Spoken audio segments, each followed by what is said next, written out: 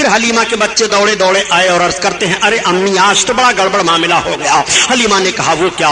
कहा चलो देखो भाई मोहम्मद को किसी ने शहीद कर दिया। इतना सुनना था कि हजरत हलीमा बेकरार हो गई और बेकरारी के आलम में हजरत हलीमा भागती चली जा रही है। जब पहाड़ी के ऊपर पहुंची तो देखा कि मेरे सरकार खड़े होकर के मुस्कुरा रहे हैं। हलीमा ने पेशानी का बोसा लिया और अर्ज किया, बेटा क्या हुआ? आका इरशाद फरमाते हैं, अम्मी मैं यहीं खड़ा था, दो आने वाले आए, उन्होंने मुझे जमीन पर सुला दिया, मेरे सीने को शक कर दिया मगर खून का एक कतरा नहीं निकला। और अम्मी ना तो मुझे कुछ दर्द हुआ, मेरे सीने के अंदर से उन्होंने कुछ निकाला और कुछ रखा, जब से मुझे बड़ी तसल्ली हासिल है।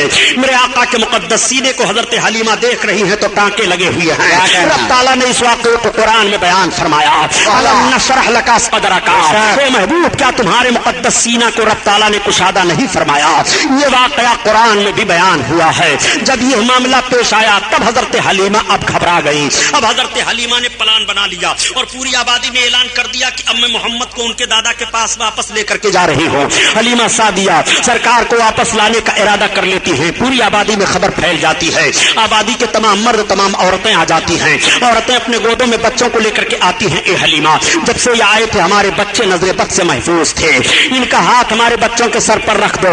मेरे आका सल्लल्लाहु अलैहि वसल्लम उन बच्चों के सर पर अपना दस्ते नबूवत रख रहे हैं। राजी का बयान यह है कि नबी कौनैन ने हलीमा के घर से चलते हुए जिन बच्चों के ऊपर दस्ते नबूवत रखा था, जब मेरे सरकार ने ऐलान नबूवत फरमाया तो वो सारे के सारे लोग इस्लाम में दाखिल हो गए थे। ये बरकत है मेरे सरकार के दस्ते नबूवत की। इसीलिए तो आला हजरत अजीमुल बरकत फरमाते हैं कि तुम अपने आका के दस्ते नबूवत को देखना चाहते हो, खुदा कसम, खुदा की कसम नबी के दस्ते नबूवत का हाल ये है कि हाथ जिस्म पे उठा कर दिया,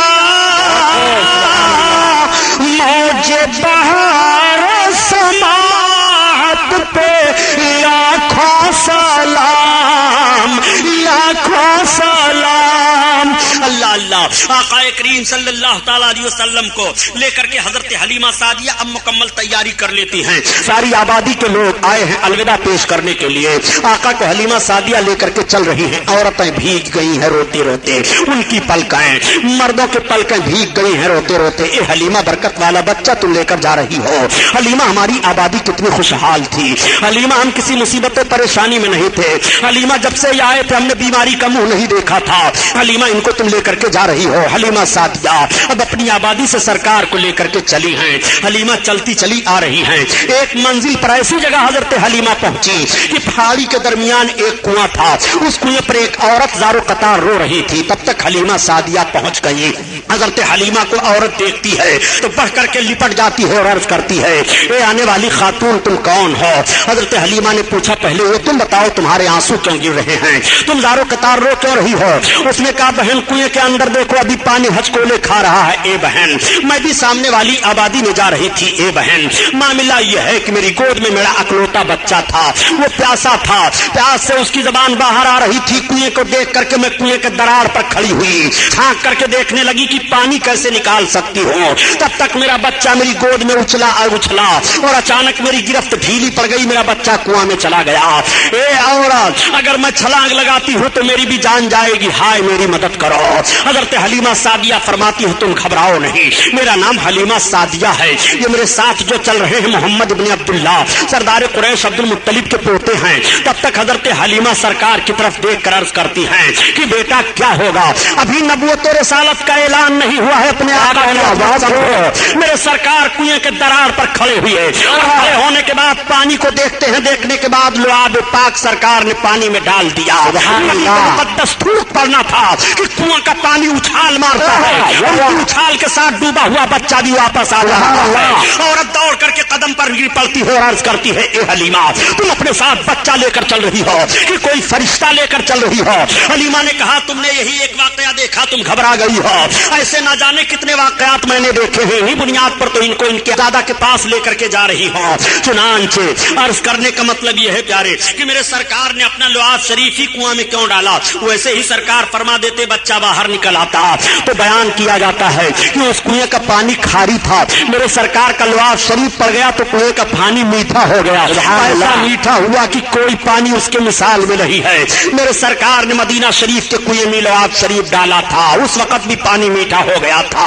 اعلیٰ حضرت عظیم البرکت اسی لیے فرماتے ہیں کہ یہ نبی کا مقدس تھوک ہے کہ اگر پانی میں پڑ جائے پانی کھاری ہو تو میٹھا ہو جا رہا ہے، اس پانی کو پی لو تو صحت مند ہو جاؤ، اس پانی کو پیو تو پیاس دور ہو جائے، اس پانی کا کوئی مقابلہ نہیں کر سکتا ہے۔ نبی کا لعاب شریف پڑا ہے، اسی لیے تو اعلیٰ حضرت عظیم البرکت فرماتے ہیں کہ جس سے کھاری کوئی شیریں جا بنے اس زلال حلاوت پہ لاکھوں سلام، لاکھوں سلام۔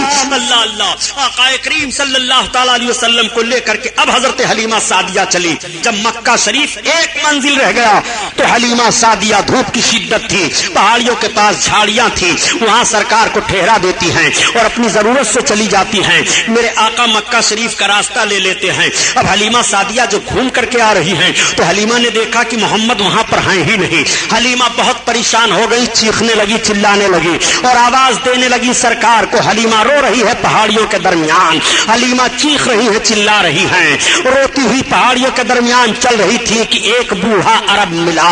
اس نے پوچھا خاتون تم کون ہو؟ حلیمہ نے بتایا کہ میں حلیمہ سعدیہ ہوں، میں قبیلے سعد سے آ رہی تھی، میرا بچہ غائب ہو گیا ہے۔ اس نے کہا یہ چلو پہاڑی کے اندر ایک ہمارا خدا ہے، ایک بت رہتا تھا، چلو تم اس کے سامنے اپنی فریاد پیش کرو، وہ بتا دے گا کہ تمہارا بچہ کہاں ہے۔ جیسے حلیمہ کو لے کر کے گیا، اس نے کہا اے ہمارے معبود، یہ حلیمہ عورت ہے، اس کا بچہ غائب ہو گیا ہے، یہ مکہ اپنے بچہ کو لے کر کے جا رہی تھی۔ جیسے اتنا سننا تھا کہ وہ بت تھر تھرا کر کے گرا اور اس کے اندر سے آواز آئی ان کی بات کر رہے ہو کہ جن کے نقش قدم پر چل کر کے غائب ہوئے لوگ راستہ پائیں گے، غائب ہونے والے نہیں ہیں، وہ بھٹکنے والے نہیں ہیں۔ حلیمہ وہاں سے ہٹ آئی۔ اب یہ اطلاع مکہ میں بھی پہنچ گئی تھی۔ معاملہ یہ ہوا کہ میرے سرکار جب اس حال جھاڑی سے گئے تو روایتوں میں بات آتی ہے کہ ابو جہل آ رہا تھا۔ اس وقت اس کو ابو جہل نہیں کہا جاتا تھا بلکہ پورے مکہ میں وہ ابو الحکم کہا جاتا تھا۔ وہ آ رہا تھا، اس نے دیکھا، جیسے دیکھا تو پوچھا سرکار سے۔ آقا نے بتایا کہ میں محمد ابن عبداللہ ہوں۔ اتنا سننا تھا، وہ اپنی سواری سے اتر پڑا اور اترنے کے بعد سرکار کو بٹھا لیا اور آگے بیٹھ کر کے چلنے لگا۔ اب سواری نہیں چل رہی ہے، وہ بہت پریشان ہو گیا۔ پھر سرکار کو آگے بیٹھایا اور پیچھے اپنا بیٹھا۔ اب سواری ہانک رہا ہے تو سواری بھاگتی چلی جا رہی ہے۔ گویا اس سواری کو بھی معلوم ہے کہ دشمن رسول آگے بیٹھے اور سرکار پیچھے بیٹھے، میں نہیں جاؤں گی۔ میرے سرکار جب آگے بیٹھ رہے ہیں اور دشمن پیچھے بیٹھا ہے، اب سرکار کو لے کر کے سواری بھاگ رہی ہے۔ مکہ میں اطلاع پہنچ چکی تھی کہ حلیمہ سرکار کو لے کر کے آئی تھی اور راستے میں کہیں میرے آقا غائب ہو گئے۔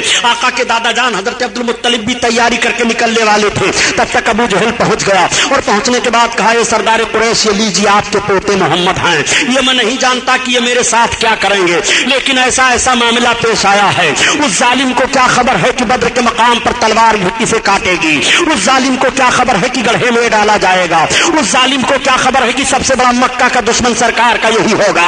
ابو جہل نے یہ کہا حضرت عبد المطلب سے اور کہہ کر کے پھر یہ چلا گیا۔ اب آپ آیت کریمہ تلاوت کیجئے۔ مفسرین کی ایک جماعت کا کہنا ہے وَوَجَدَكَ ضَالًّا فَهَدَىٰ، اے محبوب ہم نے تمہیں خود رفتہ پایا اپنی محبت میں تو تمہیں راہ دی۔ اعلیٰ حضرت نے یہ ترجمہ کیا ہے۔ اس آیت کریمہ کی تفسیر کرتے ہوئے مفسر فرماتے ہیں اے محبوب جب تم حلیمہ سعدیہ سے مکہ کے قریب پہاڑی میں اب غائب ہوئے تھے تو ہم نے تمہیں اپنی طرف راہ دے دی ہے۔ وَوَجَدَكَ ضَالًّا فَهَدَىٰ، اے محبوب تمہیں ہم نے راہ دیا ہے۔ آقا کریم صلی اللہ تعالیٰ علیہ وسلم چلے آ رہے ہیں، اب دادا جان کی گود میں پہنچ گئے، تب تک حلیمہ سعدیہ بھی روتی چلاتی ہوئی پہنچی۔ حلیمہ سعدیہ کو علم ہو گیا کہ میرے آقا اپنے دادا کے پاس پہنچ چکے ہیں۔ اس وقت میرے سرکار کی عمر شریف 5 برس کی بتائی جا رہی ہے۔ آقا کریم صلی اللہ علیہ وسلم کے دادا جان نے حضرت حلیمہ کے پہنچنے پر حلیمہ کو تسلی دی اور فرمایا کوئی پریشانی کی بات نہیں ہے۔ حضرت حلیمہ کو 1000 اونٹ اور 50 رطل سونا آپ کے دادا جان نے سرکار کے دودھ پلانے کی خدمت میں دے دیا۔ اتنا کسی عورت کو انعام نہیں ملا تھا جتنا حلیمہ سعدیہ کو انعام ملا ہے۔ وہی حلیمہ جو غربت و افلاس کی ماری ہوئی تھی، مفلس و فلاس تھی، مگر وہی حلیمہ امالدار ہو جا رہی ہیں۔ حلیمہ 1000 اونٹ کے مالک ہو گئی اور 1000 اونٹ کی مالکہ بننے کے بعد 50 رطل سونا सोना भी उन्हें मिल जाता है। हलीमा ये सारी रकम सारी जायदाद लेकर के अपने घर वापस हो रही है। मेरे सरकार दादा जान के पास रह रहे हैं। आका करीम सल्लल्लाहु अलैहि वसल्लम की माँ सरकार को लेकर के कुछ दिन के बाद मदीना शरीफ की तरफ चल पड़ी और जब मकाम अबवा में सरकार की माँ पहुंची तो आका के वालिदा की तबीयत खराब हो गई और वहीं पर सरकार की माँ का विसाल शरीफ हो गया।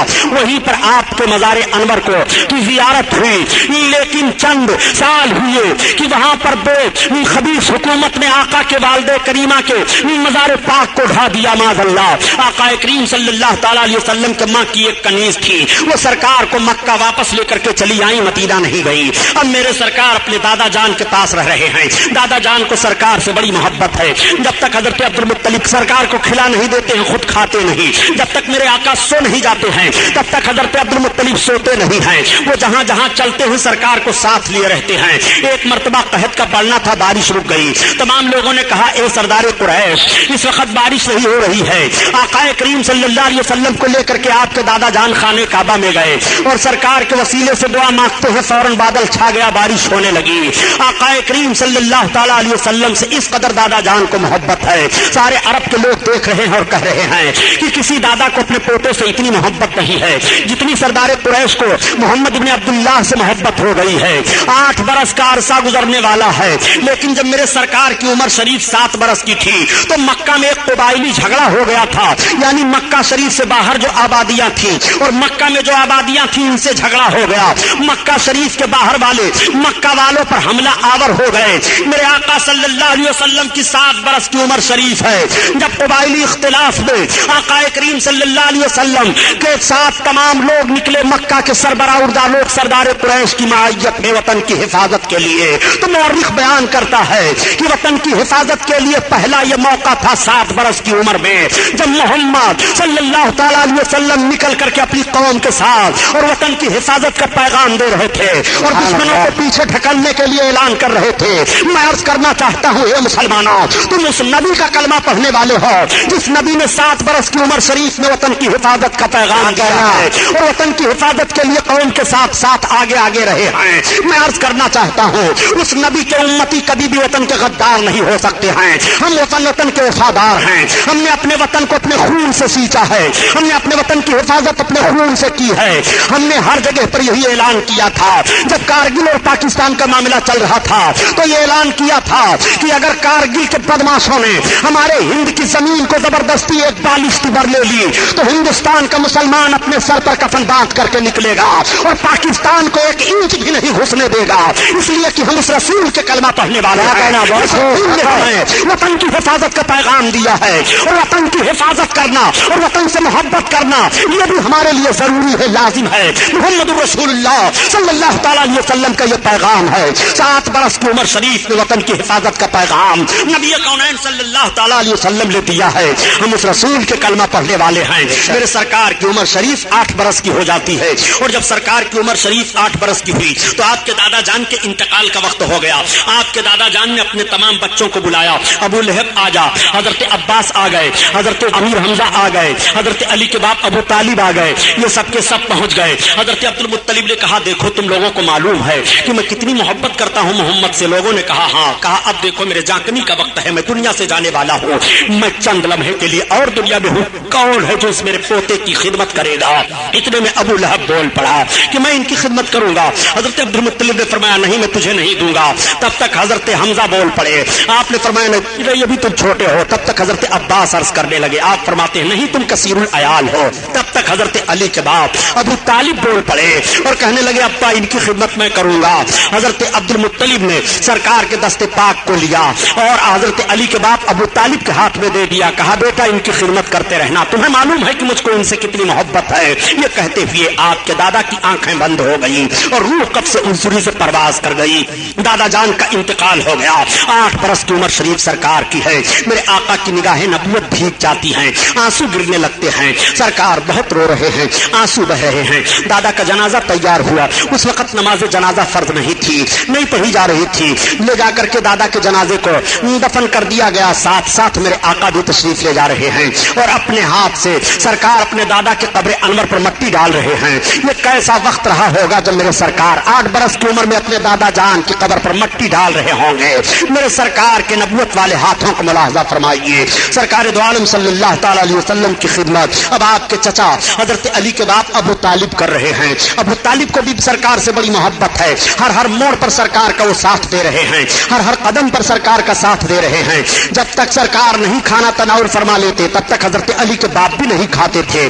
ہر لمحہ ہر سیکنڈ آپ کی خدمت کا لحاظ کیا کرتے تھے. میرے آقا صلی اللہ تعالی علیہ وسلم کی عمر شریف آگے بڑھتی چلی جا رہی ہے اور سرکار کی امانت و دیانت بھی مکہ والے دیکھ رہے ہیں. دیکھنے کے بعد تعجب کرنے لگتے ہیں, کہنے لگتے ہیں کہ اتنا شریف اور اتنا اچھا بچہ ہم لوگوں نے آج تک نہیں دیکھا. ان کے چلنے کا انداز بھی نرالا ہے, بات چیت کرنے کا بھی عجیب طریقہ ہے. ان کی طرح سے کوئی بات نہیں کرتا ہے اور ان کی طرح سے کوئی بولتا نہیں ہے. پورے مکہ والے اپنے اپنے بچوں کو کہا کرتے تھے کہ تم ایسے اٹھا بیٹھا کرو اور اپنے باپ دادا کے ساتھ پیش آیا کرو جیسے محمد بن عبداللہ پیش آیا کرتے ہیں.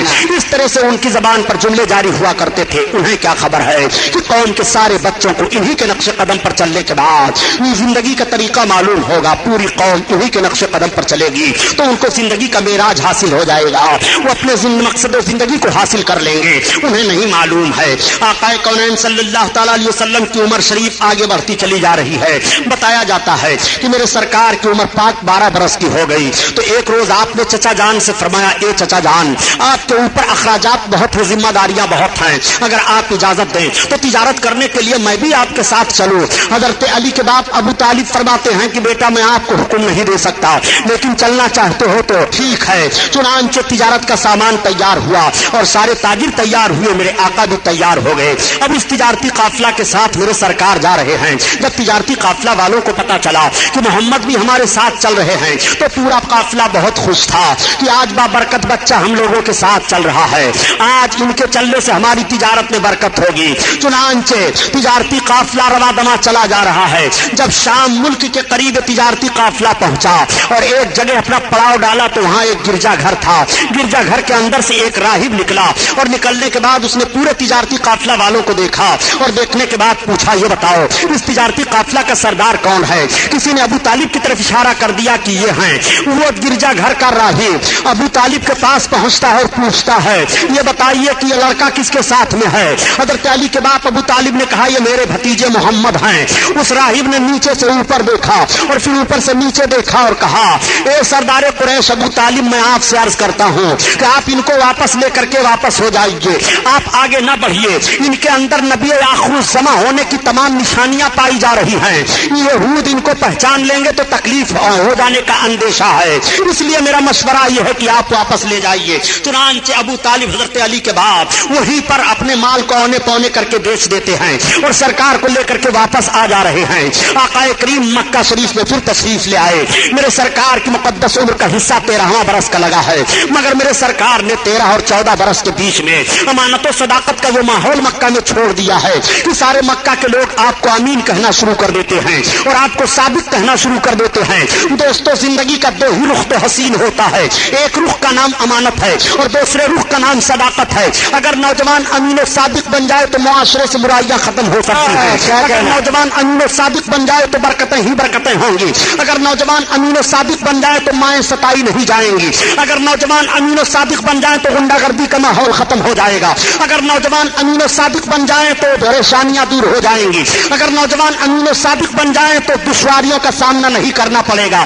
اگر نوجوان امین و صادق بن جائے تو عیاشیوں کے اڈوں پر آگ لگ سکتی ہے, شراب خوری کا ماحول دور ہو سکتا ہے. زندگی کا 2 ہی رخ تو عظیم الشان ہوتا ہے, ایک رخ کا نام امانت ہے اور دوسرے رخ کا نام صداقت ہے. پیغمبر اسلام صلی اللہ تعالی علیہ وسلم نے اپنی 13 برس کی عمر شریف میں امانت و صداقت کا ایک عظیم الشان ماحول پیش فرمایا ہے. اے نوجوانوں, تمہیں امین بن کر کے جینا چاہیے, تمہیں صادق بن کر کے جینا چاہیے. مکہ والوں نے دیکھا کہ محمد کی زبان پر کبھی بھی کوئی جملہ غلط نہیں آیا ہے. مکہ والوں نے دیکھا کہ محمد نے کبھی بھی امانت میں خیانت نہیں کی ہے. جو چیز ان کے پاس رکھی جا رہی ہے وہ بہو اسی حالت میں پائی جا رہی ہے.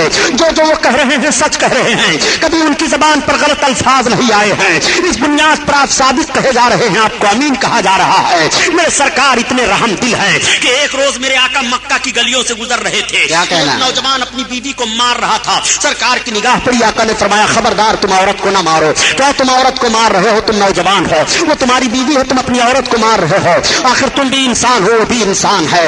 اس نوجوان نے کہا اے امین الصادق محمد، آپ آ گئے تو میں نے چھوڑ دیا اس کو مارنا، ورنہ سوچا تھا کہ اس کی ہڈی پسلی توڑ ڈالوں گا۔ اس عورت نے دیکھا، دیکھنے کے بعد کہا آہ یہ کتنے اچھے نوجوان ہیں، جب ان کو دوسرے کی عورت کے ساتھ اس طرح رحم دلی ہے تو اپنی بیوی کے ساتھ یہ کس طرح رحم دل سے پیش آئیں گے، ان کا ماحول اپنی بیوی کے ساتھ کیسا ہوگا۔ ایک روز میرے سرکار تشریف لے جا رہے ہیں، ایک مالک اپنے غلام کو مار رہا ہے، سرکار کی نگاہ پڑی، آقا ٹھہر گئے، فرماتے ہیں خبردار مالک سے غلام کو مارو نہیں، تم غلام کو مار رہے ہو، انسان ہو، یہ بھی انسان ہے اور اتنا ظلم کر رہے ہو۔ اس نے کہا اے محمد اگر آپ نہ آئے ہوتے تو آج میں نے سوچا تھا کہ اس کے جسم کی چمڑیاں ادھیڑ ڈالوں گا، مگر آپ آ گئے تو اب میں نہیں ماروں گا۔ اس غلام نے ایک آہ لی اور عرض کیا اے آسمان و زمین کے مالک، یہ کیسے عرب ہیں جب ان کا رحم و کرم دوسرے کے غلام کے ساتھ ایسا ہے تو اپنے غلام کے ساتھ یہ کتنا رحم کرتے ہوں گے۔ کاش ایسوں کی غلامی مل جائے تو زندگی کا مقصد حاصل ہو جائے۔ غلاموں کو کیا معلوم کہ غلامی کی زنجیریں یہی توڑیں گے، آزادیاں یہی دیں گے، سب کو آزادی انہی سے حاصل ہوگی، ان کو معلوم نہیں ہے۔ مگر میرے آقا ایک شاہراہ متعین فرما رہے ہیں، دستور حیات دے رہے ہیں، آقا کریم صلی اللہ تعالی علیہ وسلم چلے جا رہے ہیں۔ 15-14 برس کی عمر شریف میرے آقا کی ہے، پورے مکہ میں آپ کی امانت و صداقت کا شہرہ ہو گیا ہے۔ امانت و صداقت کی ایک بات اور عرض کرتا چلو مسلمانوں، تم نوجوان ہو، امین بن کر جیو، تم صادق بن کر کے جیو۔ جب میرے سرکار نے اعلان نبوت فرمایا اور تمام لوگ جماعت در جماعت اسلام میں آنے لگے، حضرت خالد بن ولید رضی اللہ تعالیٰ عنہ بڑے عظیم صحابی گزرے ہیں، جب یہ دامن اسلام میں آئے اور فوج کے سپہ سالار منتخب ہوئے تو ملک روم پر حضرت خالد بن ولید نے ایک مرتبہ حملہ کیا تھا روم کے ایک شہر پر۔ آپ نے جب اس شہر پر حملہ کیا تو اس شہر کے سارے پادری باہر نکل آئے اور نکلنے کے بعد ان پادریوں نے اسلامی لشکر کے ایک نوجوان سے کہا اے لشکری یہ تو بتاؤ کہ تمہاری فوج کا سپہ سالار کون ہے؟ کسی نے بتا دیا ہماری فوج کا سپہ سالار وہ ہیں۔ حضرت خالد بن ولید کے پاس پادری جاتا ہے اور اس نے کہا آپ اسلامی فوج کا سپہ سالار ہو؟ حضرت خالد بن ولید نے کہا ہاں میں بھی اسلامی فوج کا خادم ہوں، بتائیے کہنا کیا ہے؟ ان پادریوں نے کہا خالد بن ولید سن لو، ہم آپ سے جنگ نہیں چاہ رہے ہیں، ہم آپ سے تلوار نہیں چلائیں گے، ہم شہر کے وہ 8 پادری ہیں کہ اگر ہم لوگ اپنے پورے شہر والوں سے کہہ دیں تو مرد عورت بوڑھے بچے جیت ہو یا ہار ہو یہ بات تو الگ ہے، مگر ہمارا کہنا اتنا مانتے ہیں کہ وہ اپنے سر پر کفن باندھ کر کے نکلیں گے، لیکن ہم آپ سے لڑائی نہیں چاہتے ہیں۔ تو حضرت خالد نے فرمایا پھر کیا چاہتے ہو؟ کہا ہم یہ چاہ رہے ہیں کہ آپ اپنی فوج کو لے کر کے سویرے سویرے ہمارے قلعہ کے دروازہ پر آ جائیے اور قلعہ کے دروازہ کو پار کر جائیے، ہماری بازار سے گزر جائیے، جب آپ گزر جائیں گے اپنے لشکریوں کو لے کر کے تو ہم آپ کو حوالے قلعہ کر دیں گے اور ہم سب آپ کے حوالے ہو جائیں گے۔ حضرت خالد بن ولید نے فرمایا یہ تو بہت آسان شرطیں ہیں، مجھے منظور ہیں۔ حواریوں نے اور لشکریوں نے کہا کہ ایسا تو نہیں ہے کہ اس کے پیچھے کوئی جنگی داؤ پیچ ہو؟ حضرت خالد بن ولید فرماتے ہیں گھبراؤ نہیں، اللہ ہمارے ساتھ ہے۔ جب صبح کا سفیدہ پھیلا حضرت خالد بن ولید اپنے گھوڑے پر سوار ہوئے اور اپنے نوجوانوں کو حکم دیا نوجوانوں میرے پیچھے پیچھے آؤ۔ قلعہ کے پاس گئے، دروازہ کھلا ہوا ہے، اپنے آپ کو دروازہ میں ڈال دیتے ہیں اور حضرت خالد بن ولید چلے جا رہے ہیں، پیچھے آپ کے تمام فوجی چلے جا رہے ہیں۔ جب آپ بازار میں پہنچے اور داہنی اور بائیں جانب دیکھتے ہیں تو آپ کی سمجھ میں بات آ گئی، آپ اپنی سواری سے نیچے اتر گئے اور اترنے کے بعد اپنے جوانوں کی طرف مخاطب ہو کر کے ارشاد فرماتے ہیں میری قوم کے بہادروں میں سمجھ گیا کہ ان پادریوں نے یہ شرط کیوں لگائی تھی، آج تمہارے تقدس اور تمہاری پاکیزگی کا امتحان لیا جا رہا ہے۔ نوجوانوں سنو، انہوں نے اپنے بازار کو داہنی اور بائیں جانب حسین حسین لڑکیوں کو لا کر کے سجا دیا ہے۔ ان کا مقصد یہ ہے کہ جب نوجوان عرب گزریں گے ادھر سے اور ان کی نگاہیں اٹھیں گی تو ان کے ذہن و فکر میں ایک ایسا ماحول پیدا ہوگا، ایک ہیجانی کیفیت پیدا ہوگی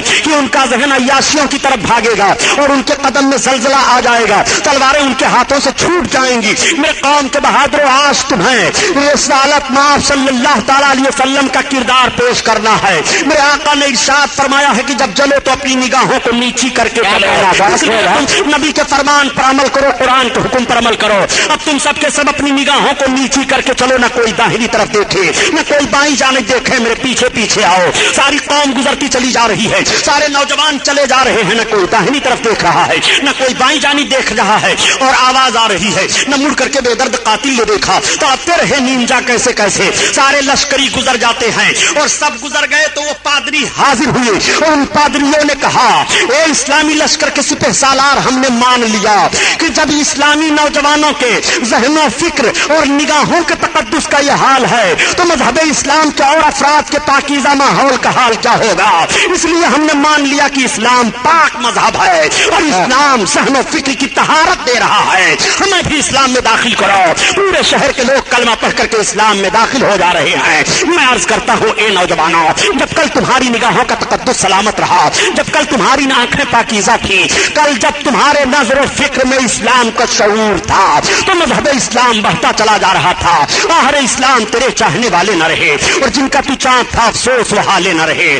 یہ تو تاریخ کا وہ واقعہ میں نے آپ کے سامنے رکھا تاکہ امانت و صداقت کی ایک جھلک آپ کے ذہن و فکر میں آئے اور آپ اس پر عمل کرتے ہوئے دکھائی دیں. میرے آقا صلی اللہ تعالیٰ علیہ وسلم کی عمر شریف 14 برس کی ہے اور 14-15 برس کے بیچ میں میرے سرکار امانت و صداقت کا لوہا مکہ میں منوا لیتے ہیں. عمر پاک میرے آقا کی بڑھتی جا رہی ہے, آگے میرے سرکار چلے جا رہے ہیں. جب آقا کریم صلی اللہ تعالیٰ علیہ وسلم کی عمر شریف 25 برس کی ہوئی, میرے آقا کی امانت و صداقت کا شہرہ پورے مکہ میں تھا. اس وقت مکہ میں ایک خاتون تھی جن کا نام حضرت خدیجۃ الکبریٰ ہے. حضرت خدیجہ دو اور شوہروں کی بیوہ تھی اور بہت مالدار خاتون تھی. ان کے پاس تجارت کا بہت مال تھا. حضرت خدیجہ نے چاہا کہ میں اپنے تجارت کے مال کو کسی دیانتدار تاجر کے حوالہ کر دوں تاکہ اس سے نفع میں بھی لوں اور وہ بھی نفع حاصل کرے. حضرت خدیجہ کی نگاہ جاتی ہے آقا کریم صلی اللہ تعالیٰ علیہ وسلم پر.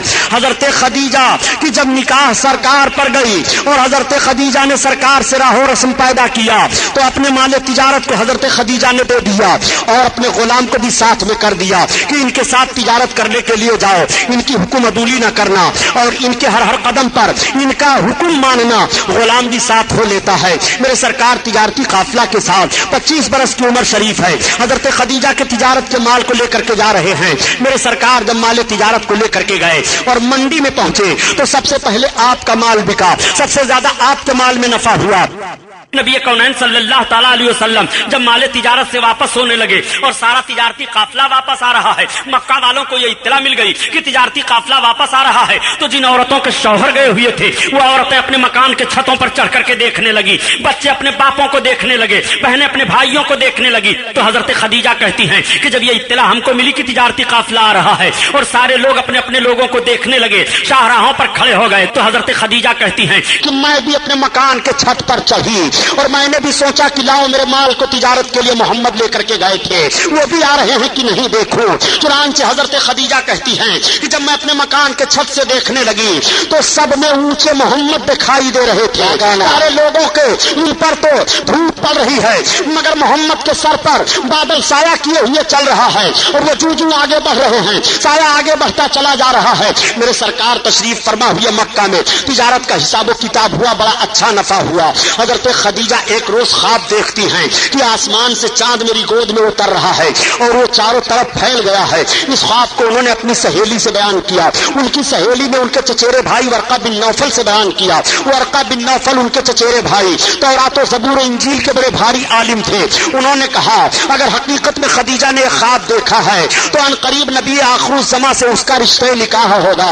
حضرت خدیجہ جب اس خواب کے تعبیر کو سنتی ہے تو سوچتی ہیں کہ میں نے تو عہد کر لیا ہے کہ اب میں شادی نہیں کروں گی, میں دو شوہروں کی بیوہ ہو چکی ہوں, مگر وہ کون نبی آخر الزماں ہے جن سے میرا رشتہ نکاح ہوگا. پورے مکہ کے لوگوں کا جائزہ لیتی ہیں. آقا کریم صلی اللہ علیہ وسلم کی مقدس صورت ان کے ذہن و فکر میں گھوم گھوم کر آتی ہے. حضرت خدیجہ کو اتنی محبت پیدا ہو گئی کہ کچھ ہی روز کے بعد حضرت خدیجہ نے سرکار کی بارگاہ میں نکاح کا پیغام دے دیا. 40 برس کی عمر شریف حضرت خدیجہ کی ہے اور 25 برس کی عمر شریف میرے آقا کی ہے. یہ پہلی شادی میرے سرکار کی مکہ میں ہونے جا رہی ہے. آقا کریم نے اپنے چچا حضرت علی کے باپ ابو طالب سے مشورہ کیا. ابو طالب نے کہا ٹھیک ہے مجھے منظور ہے. خدیجہ شریفہ مانی جا رہی ہیں, خدیجہ طیبہ طاہرہ مانی جا رہی ہیں, خدیجہ ایک باوقار عورت تسلیم کی جا رہی ہیں, تم ان سے شادی کرنا چاہتے ہو مجھے منظور ہے. تمام خاندان کے لوگ اکٹھا ہو گئے. ادھر سے حضرت خدیجہ نے بھی اپنے خاندان کو اکٹھا کر لیا. ورقہ بن نوفل ان کی طرف سے بیٹھ گئے اور آقا کی طرف سے حضرت علی کے باپ ابو طالب بیٹھ گئے. اب خطبہ نکاح پڑھا جا رہا ہے. پہلے زمانے میں 4 طرح سے نکاح ہوا کرتا تھا، 3 طرح کا نکاح باطل قرار دے دیا گیا، اور جو نکاح اس وقت مسلمانوں میں رائج ہے یہی وہ طریقہ ہے جس طریقے پر میرے سرکار کا نکاح ہوا ہے۔ نبی آخر الزمان کا نکاح ہونے جا رہا ہے، مکہ کے سربراہ اردہ لوگ بیٹھے ہوئے ہیں، میرے سرکار دولہا بن کر کے بیٹھے ہوئے ہیں، میرے آقا دولہا بن کر کے جب پہلی بار میرے آقا کی شادی ہی بنے، اور میرے آقا وہ دولہا بنے جب معراج میں تشریف لے گئے، خدا کی قسم دونوں کا دولہا بننا بے مثال ہے۔ اعلیٰ حضرت عظیم البرکات معراج میں دولہا بننے کا نقشہ یوں کھینچتے ہیں کہ وہ سرور کی شور رسالت جو عرش پہ جلوہ گر ہوئے تھے، اور نئے نرالے طرب کے ساما عرب کے مہمان کے لیے تھے۔ اللہ اللہ، آقا کریم صلی اللہ تعالی علیہ وسلم دولہا بنے۔ حضرت خدیجہ کے بھائی چچیرے ورقہ بن نوفل حضرت علی کے باپ ابو طالب سے کہتے ہیں کہ آپ خطبہ پڑھیے۔ اب حضرت علی کے باپ ابو طالب جب خطبہ پڑھنے کے لیے کھڑے ہوئے تو ساری تعریف آقا کی کرتے ہیں، اور جب خدیجہ کے بھائی چچیرے بھائی ورقہ بن نوفل کھڑے ہوئے تو وہ بھی ساری تعریف آقا کے کرتے ہیں۔ حضرت خدیجہ کا رشتے نکاح ہوا۔ آقا فرماتے ہیں کہ خدیجہ جب میرے نکاح میں آئیں تو اتنا سونا لے کر کے آئیں کہ سونے کا ڈھیر لگا دیا جاتا، ایک طرف آدمی ادھر بیٹھ جاتا اور ایک طرف ادھر بیٹھ جاتا تو دکھائی نہ دیتا۔ وہ سارا سونا اللہ کے حبیب نے اللہ کی راہ میں غریبوں، یتیموں اور بیواؤں پر خرچ فرما دیا۔ 40 برس کی عمر شریف ام المومنین حضرت خدیجہ کی ہے اور 25 برس کی عمر شریف سرکار کی ہے۔ میرے آقا نے جب ازدواجی زندگی پیش فرمائی ہے اور پیار و محبت کا پیغام نشر فرمایا ہے تو مکہ کی عورتوں نے اپنے شوہروں کو چیلنج کر دیا کہ تمہیں ایسی زندگی گزارنی چاہیے جس طرح سے محمد اپنی بیوی خدیجہ کے ساتھ زندگی گزار رہے ہیں، کس طرح سے پیار و محبت سے گزار رہے ہیں، کوئی شکایت نہیں ہو رہی ہے۔ آقا کریم صلی اللہ علیہ وسلم کی مقدس زندگی آگے بڑھتی چلی جا رہی ہے۔ حضرت خدیجہ سے بچے پیدا ہوئے، حضرت فاطمہ الزہرا حضرت خدیجہ ہی کی بچی ہیں۔ آقا کریم صلی اللہ تعالی علیہ وسلم کی عمر شریف اب 40 برس کی ہو گئی ہے۔ اس عرصہ میں میرے سرکار تجارت کر رہے ہیں، اس عرصہ میں میرے سرکار ایک ازدواجی زندگی پیش فرما رہے ہیں، ایسا خوشگوار ماحول دے رہے ہیں کہ مکہ کے نوجوان اور مکہ کے سارے لوگ دیکھ دیکھ کر کے اپنی زندگی کو اسی نقش قدم پر مرتب کرنا چاہ رہے ہیں۔ آقا کی عمر شریف جب 40 برس کی ہو گئی تو میرے سرکار کو عبادت کا ذوق بڑھا ہوا ہے۔ سرکار عبادت فرمانے کے لیے غار ہیرا میں پہاڑی میں تشریف لے جایا کرتے تھے، جس کو آج کل جبل نور کہا جا رہا ہے۔ سرکار اس پہاڑی پر چڑھ کر کے، اس پہاڑی میں ایک کھوہ ہے، اس کھوہ میں جلوہ افروز ہو کر کے اپنے رب کو یاد کیا کرتے تھے۔ میں جب حج کرنے کے لیے گیا تھا پیارے، میں نے اندازہ لگایا کہ غار ہیرا اتنی اونچائی پر ہے، اس وقت تو راہ بنا ہوا ہے، ہوٹل بنے ہوئے ہیں، کھانے پینے کی سہولتیں ہو گئی ہیں، مگر آج سے 1400 برس پہلے اس کا ماحول کیا رہا ہوگا، یہ پہاڑی کس طرح سے رہی ہوگی۔ میرے سرکار صلی اللہ تعالیٰ علیہ وسلم اتنی اونچائی پر کیوں تشریف لے گئے عبادت فرمانے کے لیے؟ اور بھی مکہ میں تو پہاڑیاں ہیں، لیکن دیکھنے کے بعد صرف اندازہ یہ لگا، اور یہ بات صحیح ہے کہ میرے سرکار جہاں بیٹھ کر کے عبادت کر رہے تھے غار ہیرا میں، اگر وہاں سے دیکھا جائے تو کعبہ دکھائی دے رہا ہے، اس وقت تو بلڈنگیں بنی ہوئی ہیں۔ میرے سرکار جب اس وقت جلوہ افروز ہوتے رہے ہوں گے تو کعبہ کی چوکھٹ تک دکھائی دیتی رہی ہوگی۔ اللہ اللہ، اس لیے میرے سرکار اس پہاڑی کو منتخب فرماتے ہیں، کعبہ کو دیکھ رہے ہیں، عبادت فرما رہے ہیں۔ 40 برس کا عرصہ گزر گیا ہے، آپ عبادت کر رہے ہیں۔ آپ کی عبادت کا حال یہ تھا کہ کھانے پینے کا سامان آپ لے کر کے جایا کرتے تھے اور کئی کئی رات دن ہی عبادت فرمایا کرتے تھے۔ 40 برس کا عرصہ گزر گیا، اللہ تعالیٰ کی طرف سے حضرت جبریل علیہ السلام کو حکم ہوا، جبریل میرے محبوب کی بارگاہ میں وہی لے کر کے جاؤ اور میرے محبوب کو حکم سناؤ کہ اپنی نبوت و رسالت کا اعلان کریں، میرے توحید کا اعلان کریں، وحدانیت کا اعلان کریں۔ آج کچھ لوگ کہہ دیا کرتے ہیں کہ 40 برس کے بعد محمد کو نبوت ملی ہے۔ میں عرض کرتا ہوں جملہ سنبھالو، قلم سنبھالو، تاکہ ایمان کا جنازہ نہ نکل لے پائے۔ نبی کو 40 برس کے بعد نبوت نہیں ملتی ہے، بلکہ نبی کو 40 برس کے بعد اعلان نبوت کا حکم ملتا ہے۔ نبوت ملنے کی بات کر رہے ہو تو نبی کی نبوت کب سے ہے پتہ نہیں لگا سکتے ہو۔ نبی کونین سے صحابہ نے عرض کیا تھا، یا رسول اللہ آپ کب سے نبی ہوئے ہیں؟ تو آقا نے ارشاد فرمایا تھا، میں اس وقت سے نبی ہوں جب حضرت آدم علیہ السلام مٹی اور پانی کے درمیان نبوت پتہ لگا نہیں پاؤ گے۔ اعلان نبوت کا وقت تو ضرور معلوم ہے کہ نبی 40 برس کے بعد اعلان نبوت فرما رہے ہیں اور رب حکم دے رہا ہے۔ حضرت جبریل علیہ الصلوۃ والتسلیم پہلی وحی لے کر کے غار ہرا میں آقا کریم صلی اللہ علیہ وسلم پر نازل ہو رہے ہیں، اور جب حضرت جبریل نازل ہوئے تو رب کے محبوب کی بارگاہ میں عرض کر رہے ہیں اقرا پڑھو، اقرا پڑھو۔ ایک جملہ میں اور عرض کرتا چلو پیارے، اقرا کے لفظ سے پہلی وہی آقا پر نازل ہو رہی ہے۔ یہیں سے پتا چلا کہ امت محمدیہ کے افراد کو پڑھنا چاہیے۔ آج ہم لوگ تعلیم کے سے کس طرح دور دکھائی دے رہے ہیں، ہم تعلیم کی طرف زور نہیں دے رہے ہیں۔ نبی کونین پر جو وحی کا پہلا لفظ نازل ہو رہا ہے اقرا محبوب پڑھو، آقا فرماتے ہیں مانا بقاری میں پڑھنے والا نہیں ہو، مانا بقاری میں پڑھنے والا نہیں ہو۔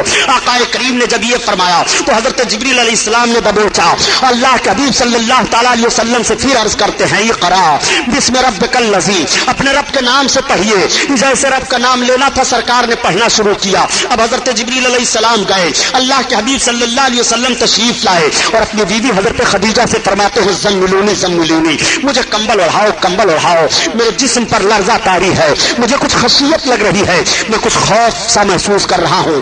اتنا سننا تھا کہ حضرت خدیجہ نے کمبل اڑھا دیا اور عرض کیا میرے سرتاج آپ گھبرائیں نہیں، آپ پر کوئی خوف نہیں ہوگا، آپ صلہ رحمی کرتے ہیں، آپ یتیموں کی دیکھ بھال کرتے ہیں، آپ بیواؤں کی خبر گیری کرتے ہیں۔ حضرت خدیجہ نے سرکار کو لیا اور اپنے چچیرے بھائی ورقہ بن نوفل کے پاس پھر گئی اور سارا ماحول بیان کر دیتی ہیں۔ حضرت ورقہ بن نوفل نے کہا اے کاش میں اس وقت ہوتا جب آپ کی امت آپ کو نکال دے گی اپنے وطن سے، اور یہ جو کیفیت آپ بیان دے رہے ہیں یہ تو وہی نازل ہونے کی کیفیت ہے۔ آقا فرماتے ہیں کیا میری قوم مجھ کو وطن سے نکال دے گی؟ ورقہ بن نوفل نے کہا ہاں، ہر پیغمبر کے ساتھ سختی کی گئی ہے۔ یہ کہہ کر کے وہ خاموش ہو گئے۔ آقا کریم صلی اللہ علیہ وسلم تشریف لائے، اب کچھ روز کے لیے وہی کا سلسلہ بند ہے۔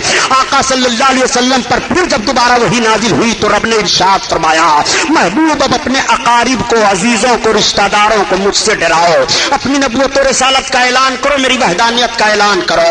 اللہ کے حبیب صلی اللہ تعالیٰ علیہ وسلم نے ساری قوم کی دعوت لی اور دعوت لینے کے بعد سرکار نے دعوت کھلا دیا اور کھلانے کے بعد آقا ارشاد فرماتے ہیں میری قوم سنو، میں نے کس لیے تمہیں بلایا ہے، آج میں تمہیں بتانا چاہتا ہوں قولوا لا الہ الا اللہ تفلحوا، تم لا الہ الا اللہ پڑھ لو فلاح پا جاؤ گے، میں اللہ کا رسول ہوں۔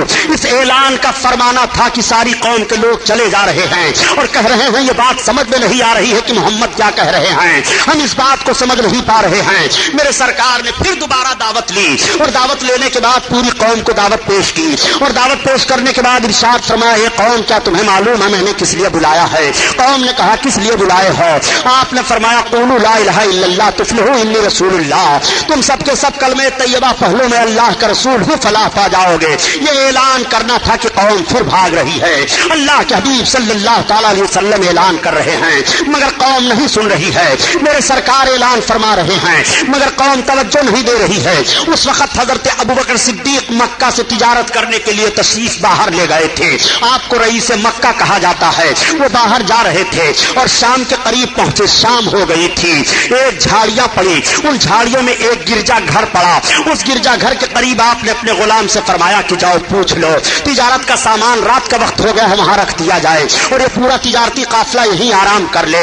جب آپ کا غلام جاتا ہے اور جانے کے بعد راہب کے غلام سے ملتا ہے تو راہب کے غلام نے کہا نہیں ہم اجازت نہیں دے سکتے ہیں، اگر تم اجازت لینا چاہتے ہو تجارت کے سامان کو رکھنے کے لیے تو چلو ہمارے آقا کے پاس، راہب کے پاس خادم آپ کا پہنچ جاتا ہے غلام، اور اس نے جا کر کے بتایا۔ راہب نے کہا کس مکہ سے تم آئے ہو؟ جو کھجوروں کے جھرمٹ میں آباد ہے، ہاں ہاں، جو دو پہاڑیوں کے درمیان میں ہے، ہاں۔ کس مکہ سے تم آئے ہو؟ وہی مکہ جس مکہ میں زمزم ہے، ہاں اسی مکہ سے تم آئے ہو۔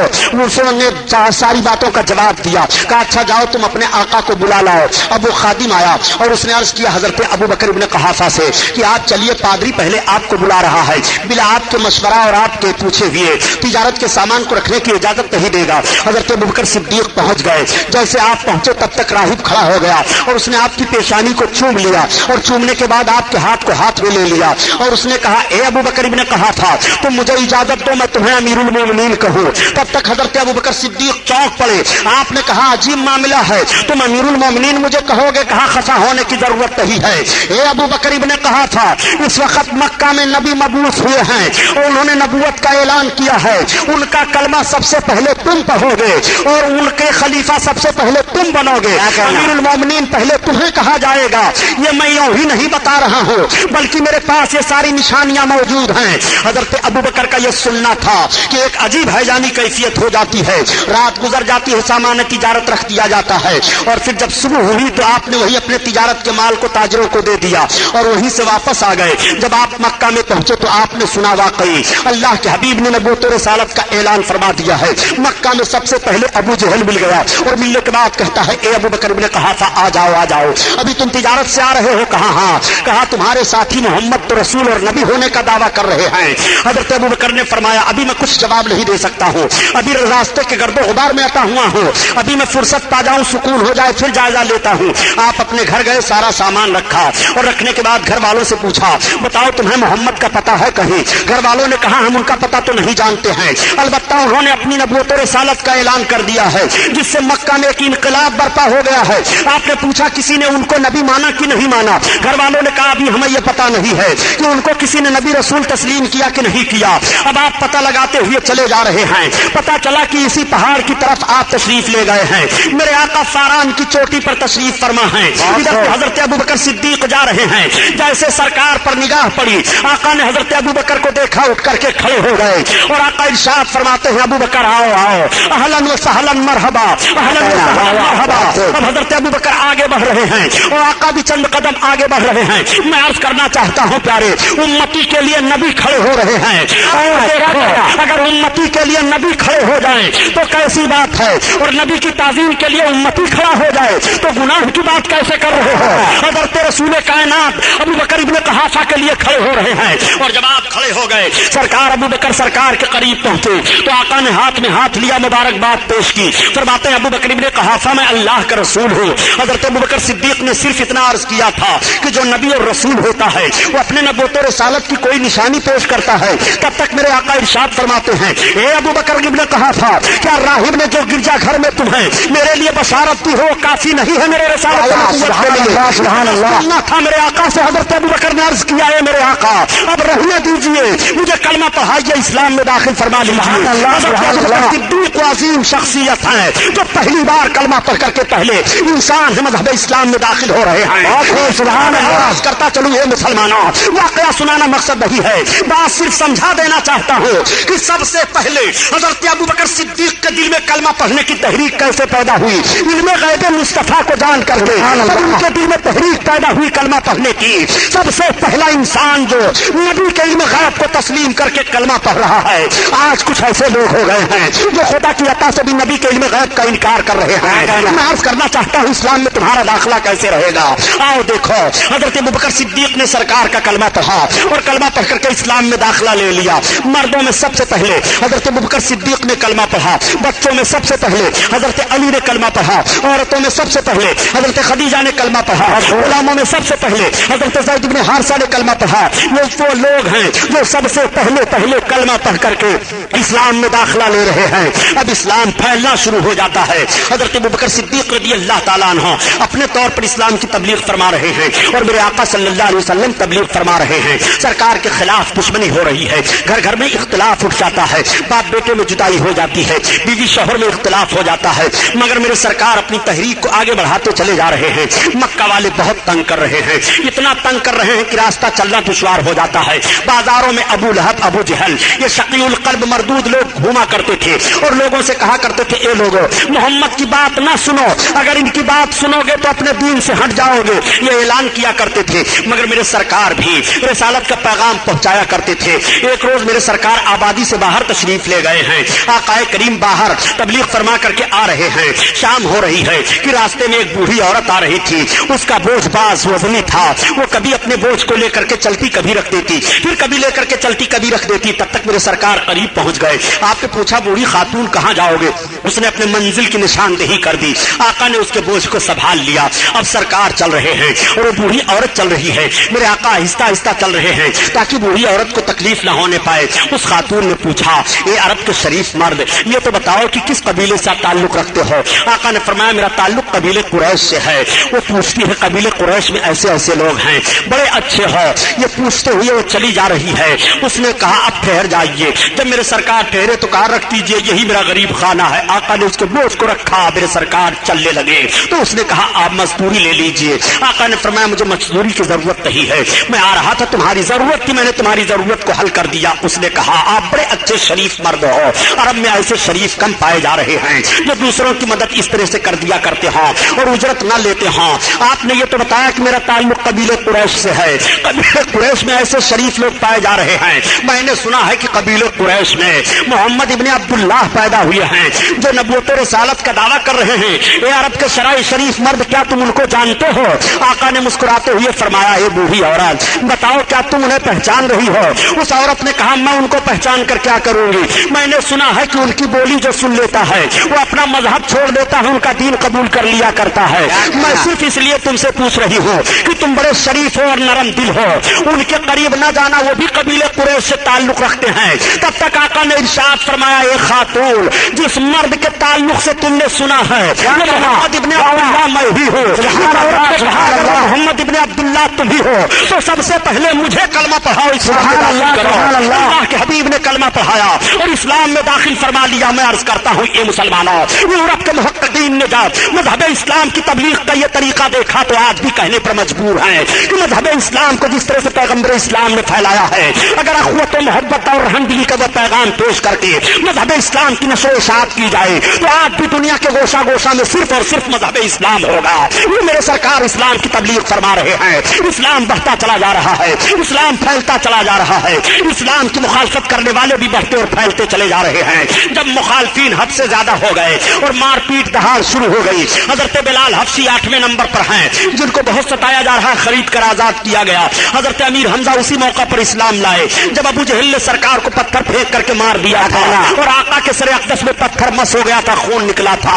حمزہ باہر گئے ہوئے تھے, آتے ہیں اور بیوی نے بتا دیا کہ قبیلے قریش کے نوجوانوں کو کیا ہو گیا ہے کہ محمد جیسے شریف اور امین صادق کو ایسے ایسے لوگ پتھر پھینک دیں, ان کو ناموس کی کا بھی خیال نہیں آ رہا ہے. اتنا سننا تھا کہ سرکار کے چچا حضرت حمزہ آگے بڑھے تھے, ابو جہل کو مارا اور اس کے سر کو پھوڑ دیا تھا, ہاتھ توڑ دیا تھا, بڑا ہنگامہ ہوا تھا. اور اس کے بعد حرم شریف میں گئے, میرے آقا نماز پڑھ رہے تھے.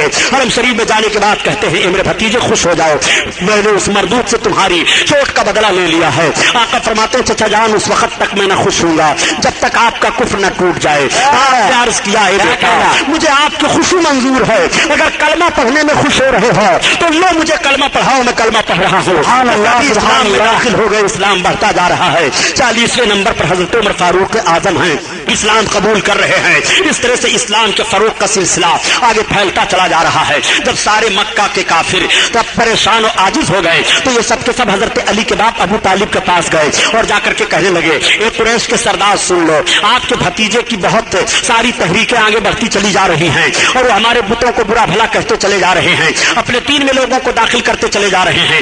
آپ ان کو روکیے, اگر وہ ہم سے عرب کے کسی حسین و جمیل لڑکی سے شادی کرنے کے لیے مانگ کریں تو ہم تیار ہیں, اگر وہ ہماری سرداری چاہتے ہیں تو ہم سرداری دینے کے لیے تیار ہیں. وہ ہمارے معبودوں کو برا بھلا نہ کہیں, ہمارے معبودوں کی برائی نہ کریں. حضرت علی کے باپ ابو طالب نے کہا, بیٹا سن رہے ہو یہ لوگ کیا کہہ رہے ہیں؟ تو آقا ارشاد فرماتے ہیں, چچا جان, اگر یہ لوگ میرے داہنے ہاتھ میں سورج لا کر رکھ دیں اور بائیں ہاتھ میں چاند لا کر کے رکھ دیں, جب بھی میں اپنی تحریک سے باز نہیں آؤں گا. یہ میں تحریک اپنی طرف سے نہیں چلا رہا ہوں, یہ رب کا حکم ہے جو میں تحریک چلا رہا ہوں اور میں اس سے باز نہیں آؤں گا.